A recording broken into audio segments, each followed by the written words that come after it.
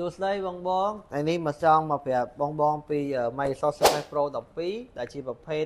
មកជា set តែម្ដងបាទជាមួយនឹង keyboard ហើយ pen នឹងកន្លែងល្អមែនតើអញ្ចឹងយើងមើលការបើកខាងក្នុងទាំងអស់គ្នាថាមានអីខ្លះដោយសារប្រភេទនេះខ្ញុំហែក seal ឲ្យមួយហែកមើលហើយវាមាន seal original មកអញ្ចឹងតែម្ដងបាទអញ្ចឹងខ្ញុំមកធ្វើការបើកមើលក្នុងមានអីខ្លះបាទ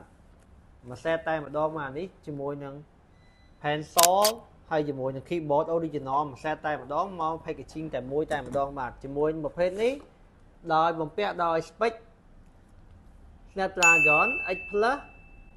SD 512 RAM 16GB ដែលជាប្រភេទ original packaging មកតែម្ដងបាទមានសៀត្រឹមត្រូវអញ្ចឹងបងបងដែលមានតម្រូវការចង់បានមួយ set នេះតម្លៃពិសេសមែនតើ